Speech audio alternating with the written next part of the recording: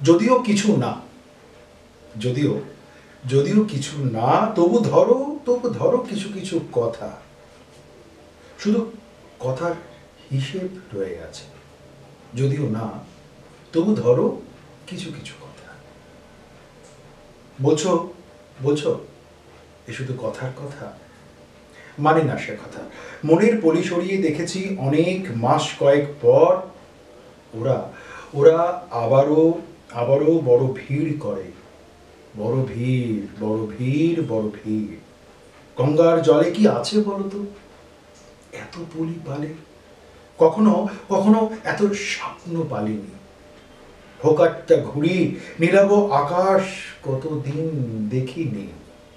এসো এসো কথা বাঁধে, চাইলে চাইলে কিছু স্বপ্ন, তারপর তারপর কথা বলি মনে মনে, আর মনে তোমাদের আমাদের। কিছু না বলা কথা, যদিও যদিও কিছু না। আচ্ছা সত্যি কি কিছু না হয়ে কিছু কথা হয়? হয়তো নিঃশব্দতারও ভেতরেও কিন্তু একটা শব্দ থাকে। অন্ধকার কিন্তু দেখতে হয় সেই আলোর মাধ্যম দিয়ে। যারা লেখেন তারা তো শব্দের হাতে হাত করা পরিয়ে কেমন যেন শব্দকে বন্দি রাখেন। সবসময় চেষ্টা করেন তা নয়, শব্দও কিন্তু খুব চালাক। শব্দ সবসময় ধরা দেবে এরকম কোনো মানে নেই। কবিদের একটা মজা আছে, কবিদের একটা অন্য গন্ধ নেবার ক্ষমতা আছে। কবি কবি শব্দের গন্ধ বোঝেন, কবি শব্দের রং বোঝেন, কবি শব্দের পোশাক বোঝেন। আর শব্দকে যদি ভাঙি তাহলে তো অক্ষর, কিছু অক্ষর, সেই অক্ষর মালা দিয়ে কবি লেখেন। কিছু লেখা, কিছু ভাবনা, কিছু সংস্কৃতি, সেটা তার আবশ্যিকভাবেই নিজের। কবি তো লিখে ফেললেন, খুব ভালো কথা, লিখবেন, কেই বা তাকে বারণ করছে বটে। কিন্তু আমরা যারা সাধারণ পাঠক, আমরা তো কবিতা পড়ে ফেলছি। তাই তাই শুধুমাত্র সেই কবিতার সম্পত্তি কিন্তু সেই কবির নয়। কবি যদি সে ভুল করেন তাহলে সেটা একেবারেই ভুল।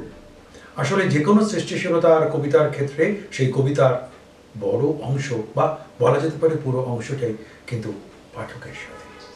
আজকে আজকে আমাদের সাথে রয়েছেন বিশিষ্ট কবি ডাক্তার অপূর্ব অধিকারী। ডাক্তারবাবু দীর্ঘদিন ধরে লিখছেন। আমাকে ডাক্তারবাবু বলে বলতেই হলো, তার কারণ কবিতাজীবী তো হন না, চিকিৎসাজীবী হন। এই বেশ একটা মজার ধন্দের ব্যাপার। অপূর্ববাবু দীর্ঘ প্রায় 3 দশকেরও বেশি সময় ধরে লিখছেন এবং মূলত তার কবিতার ধারা, কবিতার সংস্কৃতি, কবিতা নিয়েই তিনি চর্চা করেন। তার দীর্ঘ ব্যস্ততা, প্রচণ্ড ব্যস্ততা, তিনি সেই ব্যস্ততার মাঝখান থেকে দাঁড়িয়েও অবসরকে খুঁজে নেন।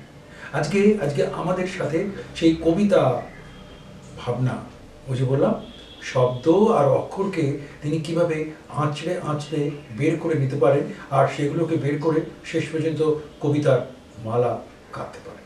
নমস্কার অপূর্বদা, আমাদের অনুষ্ঠানে আপনাকে স্বাগত। অপূর্বদা, এই যে দীর্ঘ ব্যস্ততম জীবন, চিকিৎসা, এই চিকিৎসা পেশার সাথে সাথে কবিতা হঠাৎ করে হাত ধরলো কি করে বলুন তো? এটা তো খুব আমার কাছে প্রথমে না খুব একটু একটু আমার অবাক লাগছে। এইটা আমি প্রথমে একটু আমার জানা দরকার, কিভাবে? এইটা আমারও ঠিক অতটা মনে নেই। লিখছি, লেখালেখি করছি বেশ অনেক দিনই হবে, প্রায় বছর 15। তারপরে আস্তে আস্তে কবিতার সংখ্যা বাড়তে থাকে, লেখাও বাড়তে থাকে। আর কলকাতায় আছি টানা প্রায় বছর 12। তো এই সময়ের মধ্যে যেহেতু চাকরি জীবন, আর আমাদের স্লটটা, টাইম স্লটটা 7:30 থেকে 2। বেশ। তো এতে মানে কি হয় যে চাকরি জীবন বা সময়ের যে বাইরেটাতে এসে তো প্র্যাকটিস থাকে। তো আমার সে প্র্যাকটিসের ব্যাপারটা নেই, কেননা আমাদের সার্ভিস কন্ডিশনে প্র্যাকটিস করা যায় না এমন। তো সে যাই হোক, তো সেই সময়টাতে তারপরে বাড়ি আসা, সল্টলেকে আমার অফিস, সেখান থেকে বাড়ি আসা বেহালায় আসা, বিকেল বা সন্ধ্যে থেকে নিয়মিত কিছু কাজের পরে বেশ খানিকটা সময় পাওয়া মানে যায়। এই যে ধরুন সময়টা পেলেন, সময় আপনাকে দিল, হ্যাঁ। সময় সবারই তো একই, একই। সবারই 24 ঘন্টা, একই। আপনি সময়টাকে নিজের মতন করে বেঁধে ফেলতে পারলেন। অর্থাৎ কি না, যে আপনার বিকেল এবং সন্ধ্যেটা আপনার নিজের জন্য, নিজের অবকাশ। হ্যাঁ, কিছুটা অন্তত, লেখালেখির ক্ষেত্রে তো বটে, কিছুটা অন্তত। এই যে কিছুটা অন্তত, সেই কিছুটা অন্তত ক্ষেত্রে শেষ পর্যন্ত কবিতায় সেই কিছুটা অন্তত সময়কে ব্যবহার হচ্ছে কেন? হ্যাঁ, অন্য কাজেও যে কেউ ব্যবহার করতে পারেন। তো একটা কারণ আমি নিজের মনে খুঁজে দেখেছি যে ছোট থেকেই আমি কবিতা বলতাম। বিভিন্ন, আমি মফস্বলে মানুষ, নবদ্বীপে আমার দেশে বাড়ি ছিল, নদীয়া জেলার নবদ্বীপে। তো সেখানে বিভিন্ন সাংস্কৃতিক অনুষ্ঠানে কবিতা টবিতা বলা, প্রাইজ পাওয়া, এগুলো ছোটবেলা থেকেই ছিল। মানে গড়পড়তা বাঙালি তো এটা ঠিকই, গড়পড়তা বাঙালি একদম মোটামুটি 15-16 বছর বয়স থেকে কবিতা অন্তত কিছু নেই। হ্যাঁ, কিন্তু তারপর জীবনের ব্যস্ততা সমস্ত কিছুতে সেই কবিতা হারিয়ে যায়। আপনার কবিতার ভেতরে একটা অদ্ভুত অন্যরকম একটা প্রকরণ আছে, একটা রহস্য আছে। সেটা হচ্ছে যে আপনি যখন কবিতা যখন লিখছেন, প্রথম কথা হচ্ছে আপনি প্রায় অন্তমিলের কবিতা আপনার প্রায় নেই বলতে গেলে। হ্যাঁ, খুবই কম, একেবারে নেই, আমি যতটুকু যা পড়েছি। আর একটা ব্যাপার হচ্ছে আপনি কবিতার ভিতরে বর্তমান সময়ের একটা দর্শনের ভেতরে যেন এগোচ্ছে। আমার একটা মনে হয়েছে যে কিছুটা পিছু ফিরে দেখা, নিজেকে নিজে দেখা, বোধহয় যেন আপনি আপনার কবিতায় মনে হচ্ছে যেন আপনি আপনাকে দেখতে চাইছেন। হ্যাঁ, এটা মানে অনেকাংশেই সত্যি। অনেক ক্ষেত্রেই, যেমন প্রথম আমার যে বই বেরোয় মন গাছের গান 2022-এ, তাতে ডাউন কাটোয়া লোকাল বলে একটা কবিতা ছিল। তো সেটাই আমার ছাত্র জীবনেরই প্রতিফলন হয়েছে, যে কলকাতায় আসা, নবদ্বীপ থেকে, এবং ওই কাটোয়া লোকালই আসতাম, তো হস্টেলে থাকতাম কলকাতায়। তো সেইগুলো মনে প্রভাব যেটা ফেলেছে, পরে যখন মানে একলা ভেবেছি বা মানে অবসরে ভেবেছি, মনে হয়েছে যেন নিজেকেই অনেক সময় ফিরে দেখেছি। এই যে নিজেকে দেখা, আত্মদর্শন, অথবা আমি যদি বলি আত্মবীক্ষণ, এই আত্মদর্শন আত্মবীক্ষণের কিন্তু একটা মজাও আছে, একটা যন্ত্রণা আছে। হ্যাঁ, অনেক সময় নিজের আত্মদর্শনের অনেক কথা, অনেক ভাবনা, নিজস্ব সৃজনশীলতা বা সৃষ্টিশীলতা কিন্তু বলা যায় না, সেটা শুধুমাত্র নিজে। কবিদের একটা আমি বলবো, যদি বলা যেতে পারে, তাদের একটা নিজস্ব দর্শন আছে, সেখানে তিনি বোধহয় একটা রহস্য, কুয়াশা, সমস্ত কিছু দিয়েই কিন্তু সে একটা আত্মদর্শন করতে পারেন। আপনি কি সেটা করেছেন বলে মনে করেন? কোনো কোনো কোনো ক্ষেত্রে হয়েও থাকতে পারে, অত এখনো খুঁটিয়ে দেখিনি।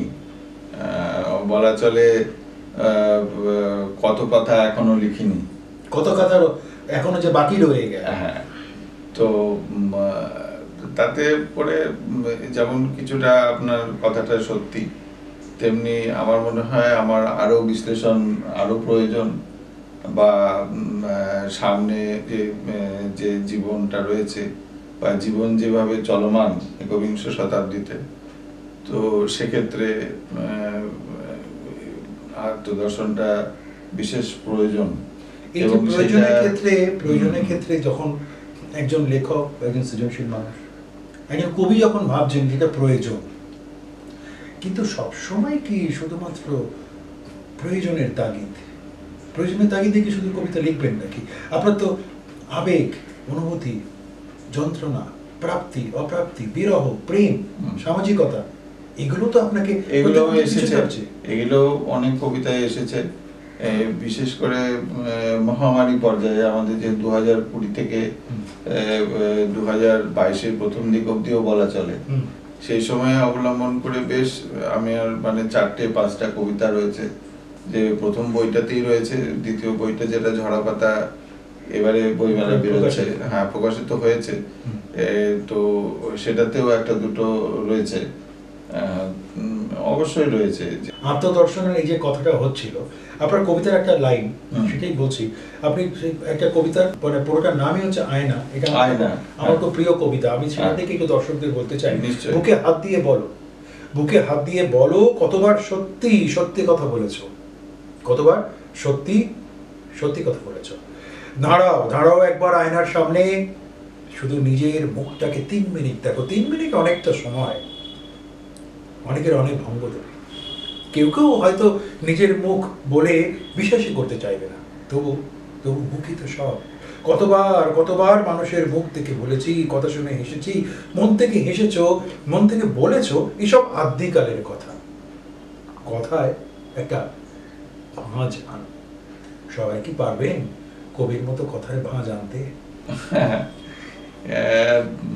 সেটা ভাবিনি, তবে মানে বর্তমান জগতে যা দেখি তারই প্রভাবটা লেখায় পড়েছে, যে সহজ সরল কথা মানুষে সবসময় নেয় না বা নিতে চায় না।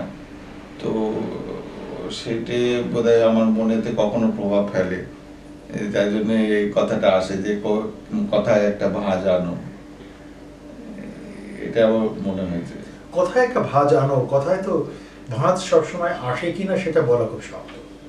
শক্ত শুধু আমি বলবো না, সেটা বলা খুব আপেক্ষিক। অপূর্বদা যে কথাটা বললেন এই মুহূর্তে দাঁড়িয়ে, নিঃসন্দেহে তার ভেতর কোনো ভাঁজ ছিল না তো? হ্যাঁ, ওটাতে একেবারেই এখানেই হচ্ছেন একজন কবি এখানেই হচ্ছে তার সরলতা। তিনি বলছেন যে না, সেটার ভিতরে ভাঁজ ছিল না। আসলে আসলে এই যে ভাঁজ, কথায় একটা ভাঁজ আনো, শব্দই তো ব্রহ্ম, এবং সেই শব্দের মাধ্যমেই তো আমাদের একটা যোগসূত্র তৈরি হয়, কথার কথামালা তৈরি হয়, কথার লাভও তৈরি হয়। সেটা কিভাবে আসে? কবি কিন্তু তার মতন করে সেই শব্দের ভাঁজের ভেতর দিয়ে কিন্তু এগোন, আর আমরা সেই ভাঁজের প্রত্যেকটা পরতে পরতে কবিকে খোঁজার চেষ্টা করি, কবিকে অনুভব করার চেষ্টা করি। সত্যি কি অপূর্ববাবু সেই শব্দের ভাঁজের সাথে নিজেকে মেলাতে পেরেছেন নাকি তিনি শুধু বলেই ক্ষান্ত হলেন শব্দের বা কথার একটা ভাঁজ রাখুন? এটা একটু জানবো, তবে তার আগে একটা বিরতিতে যেতে হচ্ছে। বিরতির পর ফিরে আসছি, সাথে অতিথি বিশিষ্ট কবি ডক্টর অপূর্ব অধিকারী। অপূর্বদা, যেটা বিরতির আগে কথা হচ্ছিল এই যে শব্দের ভাঁজ, আসলে কবিতা তো একটা শুধুমাত্র আবেগ, কিছু আবেগের কথা, সবগুলো তো মিলিয়ে কবিতা নয়। কবিতার কিন্তু তার নিজস্ব একটা দর্শন আছে, কবিতার একটা নিজস্ব চরিত্র আছে।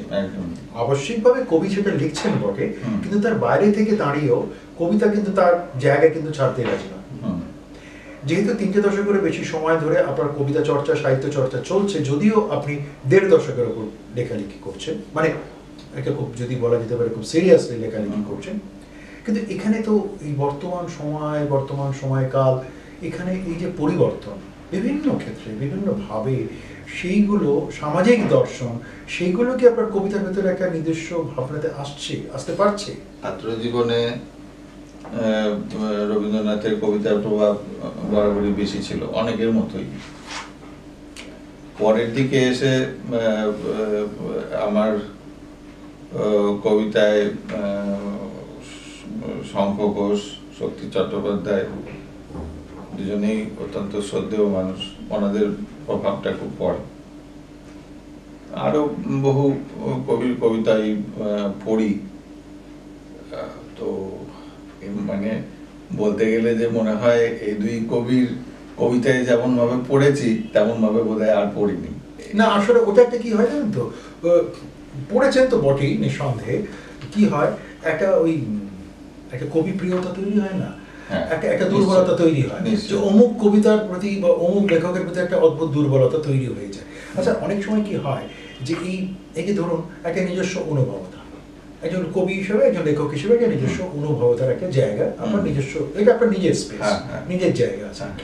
কখনো কখনো এই যে নিজের যে জায়গাটা, নিজের যে অনুভবের যে জায়গাটা, এটার কি কখনো মাঝে মাঝে এই দরজাটা খুলে দেন পাঠকদের জন্য লেখার মাধ্যমে? হ্যাঁ, সেটাও কিছু কবিতায় রয়েছে, সেটাও কিছু কবিতায় মানে প্রতিফলিত হয়েছে, নিজের অনুভবের জায়গাটা। না, আমার প্রশ্নটা একটু অন্যরকম ছিল। আমার প্রশ্নটা খুব সরাসরি আপনাকে বলছি, প্রতিটা সৃজনশীল মানুষ, প্রতিটা সৃষ্টিশীল মানুষ, তার তো একটা নিজস্ব, একদম নিজের একটা স্পেস, সেটা শুধুমাত্র তার নিজের। সেখানে সেই জায়গাটাতে কেউ ভাগ দিতে চায় না, আমরা কেউ ভাগ দিতে চাই না। কিন্তু সৃজনশীল মানুষের আবার একটা অন্য ব্যাপার, কবি, লেখক, সৃষ্টিশীল মানুষ, তারা তো চান তার সৃষ্টিশীলতাটা আরো মানুষের কাছে পৌঁছায়, আরো দর্শকের কাছে পৌঁছায়, আরো পাঠকের কাছে পৌঁছায়। এইটা একটা ভেতরে তাগিদ, ইচ্ছা, বা যদি একটু দৃষ্টতা নেবেন না, যদি লোভ হয় কি, থাকে কি ভিতরে হয় কিনা বলতে পারি না, কিন্তু প্রয়োজন হয়তো বাস্তব দিক থেকে দেখতে গেলে এটা হয়তো প্রয়োজন। এবং আমার অনুভূতি জায়গাটা কিছু কবিতা আমি সম্ভব হলে বা সময় হলে দু একটা পড়বো, যেখানে আমারই বা আমার ঠিক মানে কথাটা প্রকাশিত হয়েছে, মানে সম্পূর্ণ আমারই মতো। অনেক সময় কি এই যে হচ্ছে, মানে আপনি বলছেন হয়তো সেটা স্বাভাবিকভাবে আপনার কবিতা আপনার মতনই হবে, এটা এই ব্যাপারে কোনো দ্বিমতের প্রশ্নই আসছে না। কিন্তু একজন কবি হিসেবে একটা সামগ্রিক যে ইতিবাচকতা, কবিতা নেতিবাচক না, কবি প্রতিটা সময় ইতিবাচক, এই যে একটা সামগ্রিক যে ইতিবাচকতার ভেতরে আপনি থাকছেন, এই বৃত্তের ভেতর থাকছেন, এই যে লেখার ভেতরে আপনি পাঠককে একেবারে সরাসরি আপনার নির্যাসটুকুকে ছড়িয়ে দিতে চাইছেন, অনেক সময় তো একটা ব্যর্থতা আসে, অনেক সময় পাঠকের প্রিয়তা হলো না, অনেক সময় দেখা গেল পাঠক বললো এই বাবা এটা কি কবিতা, এটা কবিতাই নয়। নিজে স্বীকার করেন নাকি নিজেকে চুলচেরা বিশ্লেষণ সমালোচনা দেখে এগোন নিজের কাছে? হ্যাঁ, এগোই, বিশ্লেষণও করি। আর যদি কোনো সময় মনে হয় যে না, এই কবিতাটা মানে আমার যে অডিয়েন্স রয়েছে বা আমার কবিতা যারা পড়েন তাদের বেশিরভাগ লোক যদি সেটা পছন্দ না করেন, তখনই বিশ্লেষণটা করি বেশি। মানে এটা মানে সেই জায়গাটা কি আপনার মনে হয় যে না, নিজেকে একটু পরিবর্তন, পরিমার্জন করা দরকার মনে করেন? নিশ্চয়ই কোথাও হতেও পারে বলে বলছি। এটা বলছি কেননা আমার একটা জিনিস আমরা সবসময় ভাবি যে সবকিছুর ভিতরে একটা সম্ভাবনা রয়েছে, তো সেই সম্ভাবনাটা কখন কিভাবে মানে বাস্তব আকার নেবে, এইটা আমার কাছে মানে ঠিক মানে আমি যদি বলতে হয় মানে আমি নিজেও বুঝে উঠতে পারি না অনেক সময়। এখানে কিন্তু কবি কিন্তু এখানে খুব একটা ধন্দে ফেললেন আমাদের, আপনি একটা ধন্দে ফেললেন। তার কারণ ওই যে সম্ভাবনা, আসলে ওই সম্ভাবনা আছে বলেই তো প্রতিদিন প্রতি মুহূর্তে সারা পৃথিবী জুড়ে, সারা জগৎ জুড়েই ওই সম্ভাবনার বীজ নিয়েই তো নতুন সৃষ্টি হচ্ছে, তাই না? সেটা কবিতা হতে পারে, যে কোনো সৃষ্টি। এটা আপনি অত্যন্ত দামি কথা বললেন, সম্ভাবনা। এই সম্ভাবনা আছে বলেই কিন্তু আমরা এগোচ্ছি। হ্যাঁ নিশ্চয়ই, তাই না? কিন্তু আমার কাছে যেটা ব্যক্তিগতভাবে হয় সেটা কখন বাস্তব আকার নেয় আমি সেটা নিজেই বুঝতে পারি না, পরে লেখাটা পড়ে বুঝতে পারি যে এখানে ওইটা বাস্তব আকার নিয়েছে। কবির বহেমিয়ানত তো সেই জায়গায়, কবির বহেমিয়ানত তো সেই জায়গায় বলতেই পারেন। এবং কবি তো ধরুন অনেক সময় কি হয় জানেন, যে আপনি নিশ্চয়ই স্বীকার করবেন বিগত 3 দশক ধরে কবিতার শব্দের বিন্যাস, মূল্যায়ন, উপস্থাপন পরিবর্তন হয়ে গেছে।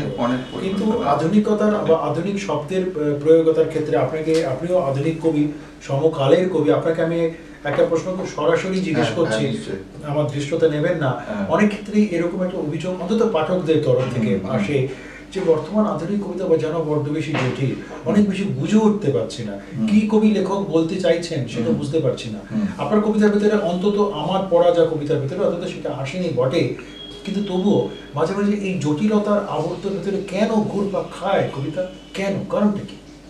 খুব বড় বিশ্লেষণ এই মুহূর্তেই যে করতে পারবো তেমন মনে করছি না, তবে আমার যেন মনে হয় পারিপার্শ্ব, রাজনৈতিক পরিস্থিতি এইগুলো প্রভাব ফেলে লেখায়। অনেক সময় সচেতনভাবে কবি এড়িয়ে যেতে চান বা একটুখানি যেটা আপনি আগে বললেন যে কুয়াশার আড়ালে থাকতে চান, সেগুলো ঘটে। কিন্তু নিজে কবি হিসেবে একদিকে যখন কবি, কিন্তু আপনার নিজস্বতা একটা পাঠক সত্তাও আছে, অস্বীকার তো করতে পারবেন না, আপনি তো একটা পাঠক একদিকে। এই যে যখন পাঠক হিসেবে যখন নিজের কবিতা পড়ছেন অথবা অন্য কবিতা পড়ছেন, তখন সে পাশাপাশি যখন সমান্তরাল ভাবে দুটো কবিতাকে রাখছেন, যেভাবেই রাখুন না কেন, আপনি যে মানসিকতায় রাখুন না কেন, তখন কি আয়নাতে দেখতে পাচ্ছেন বা সেই কবিতার প্রতিচ্ছবি দেখতে পাচ্ছেন, নাকি কিছু কিছু ক্ষেত্রে আপনার নিজের কবিতার ভেতরেও অন্য কোনো কবিতার প্রতিচ্ছবি, প্রতিচ্ছায়া চলে আসছে? হ্যাঁ, কিছু কোনো ক্ষেত্রে আমি অবাক হয়ে লক্ষ্য করি যে শঙ্করবাবু বা শক্তিবাবুর দু একটা কবিতার মানে ছায়া মানে কিভাবে এসে যায় বা গেছে তাও নিজেও বুঝিনি। ডাক্তার অপূর্ব অধিকারী যখন কবিতা লিখছেন, তার স্ত্রী হয়তো ছবি আঁকছেন বা বুটিকের কোনো একটা কাজ করছেন, একই সাথে দুজন সৃষ্টিশীল মানুষ কাজ করছেন, দুজনের পথটা হয়তো আলাদা, কিন্তু একটা জায়গায় তারা মিলিত হচ্ছেন। খুব স্বাভাবিকভাবে আমরা আমরা অপূর্বদার স্ত্রীর কথা একটু করে শুনে নেব। শুনে নেওয়ার পর আমরা আবার ফিরে আসছি, সাথে থাকুন। বাঙালি চিরকালই সাহিত্যপ্রেমিক মানুষ, কবিতা তার অন্যতম। কবিতার মাধ্যমে মানুষ নিজের ভাব প্রকাশ করে। আমার স্বামীও সেটাই চেষ্টা করছে, যদিও তার পেশা ভিন্নধর্মী, সে একজন ডাক্তার, চোখের যথেষ্ট প্রেশার রয়েছে, তবুও সে কী করে সময় বার করে নিজের কলমের খোঁচায় কী করে নিজের গভীরতায় গিয়ে চিন্তা ভাবনা করে কবিতার মাধ্যমে প্রকাশ করে, আমার কাছে নিশ্চয়ই খুবই আশ্চর্যজনক। তবুও আমি অনেক কিছু বোঝার চেষ্টা করি, উনিও আমাকে সাহায্য করে বোঝানো। তার ভাবের চিন্তাধারা আত্মপ্রকাশ করাটা উনি খুবই সুন্দরভাবেই করছে। আপনাদেরও পড়ে ভাল লাগবে। আমি যেহেতু নিজেও শিল্পী মানুষ, আমার নাচ গান সব দিক দিয়ে একটু না হলেও পারি। সৃষ্টির পেছনে যে একটা সুন্দর কারুকার্য আছে এবং যে আকাঙ্ক্ষা যন্ত্রণা আছে, সেটা তুলে ধরাটা কিন্তু খুবই ব্যতিক্রম। তার মধ্যে কলম দিয়ে করা আরও চেষ্টাটা অনেক কষ্টকর। ও এই নিজের পেশা ডিউটি দিয়ে তারপরে এই যে লেখার কলমের ধার দিয়ে, আপনারা পড়লে বুঝতে পারবেন যে ওর গভীরতা কতখানি ও নিজের সম্বন্ধে না চিন্তাধারাটা কতখানি সে আপনাদের কাছে পৌঁছে দিতে চাইছে, সেটা খুবই ভালো। পড়লেও আনন্দ লাগবে। আমি যদিও কিছু বুঝি, কতখানি বুঝেছি, ওর যে কটা লিখেছে সব কটাই পড়েছি, কিছু কিছু বোঝার মধ্যে দিয়ে ওর কাছে হেল্পও নিতে হয়েছে। তবু আপনারা দর্শক হিসেবে চেষ্টা করুন যে ওনাকে অনুপ্রাণিত করতে। আর ওর মধ্যে যদি একটুখানি ছোট গল্প, যদি ও আরও কনফিডেন্স যদি আপনাদের পায়, তাহলে ও লিখতে পারবে। কারণ আমার ব্যক্তিগত ইচ্ছা যে উনি যেন এটা খুবই সাফল্য পায়। প্রিয় দর্শক, কেমন লাগলো আমাদের অনুষ্ঠান? লিখে জানাবেন, ফোন করবেন, SMS পাঠাবেন, এবং অতি অবশ্যই এই অনুষ্ঠান ইউটিউবে থাকছে। আপনারা আপনাদের নিজস্ব মতামত জানাবেন তো বটেই, তবে হ্যাঁ, আপনাদের হতাশ করবো না। আমরা আমাদের আরেকটি অন্য পর্বেও কিন্তু কবিকণ্ঠের কবিতা থাকবে। আমরা জানি এটা অত্যন্ত জনপ্রিয় আপনাদের কাছে। খুব স্বাভাবিকভাবে কবির কণ্ঠে কবিতা শুনবো না, এটা তো হতে পারে না। তবে অবশ্যই এই পর্বেও আপনাদের হতাশ করবো না, কবিকণ্ঠে আপনারা কবিতা শুনবেন। কেমন লাগলো আমাদের এই কথোপকথনের এই যে হাঁটা? আমরা আমাদের মতন করে হাঁটলাম। আসলে হাঁটতে হাঁটতে আপনাদের দেখলাম, আপনারাও আমাদের দেখলেন। কবিও সম্ভবত কিছুটা নতুন পথের অলিগলি খুঁজে পেলেন। হ্যাঁ, তাই তো? হ্যাঁ, এইভাবেই আপনার জীবনের কবিতার পথ চলুক। অনুরোধ, গন্তব্য না পাওয়াটাই ভালো। হ্যাঁ, গন্তব্য পেলে ওদের হাঁটাটা শেষ হয়। সত্যি খুব ভালো থাকবে। সত্যি অমুক ফিরিয়ে নাও, ওখানে সত্যি লেখা নেই। আমি ফিরে গেলে উঠোনে তো এসে দাঁড়াও। সত্যি বলিনি কি, তোমার উঠোনেও কিছু ধুলো পড়ে আছে, সময় হলে সেও যাবে চলে, যাবে নাকি? এইভাবে দিন গুজরান হয়ে যদি যায়, তাই হোক। পাপড়ি ঝরার সময় এখন, সে সময়ও পার হয়ে যাক। আমারও শরীর ঈষদ হলুদ, অসুখের নাম অভাব সবুজ, বড্ড অবুঝ। অমুক ফিরিয়ে নাও, আমি তো জাতকও নই। ছিন্ন মূল হয়ে আরো দূরে চলে যায়। অমুক ফিরিয়ে নাও, আরো বোধহীন হয়ে যায়।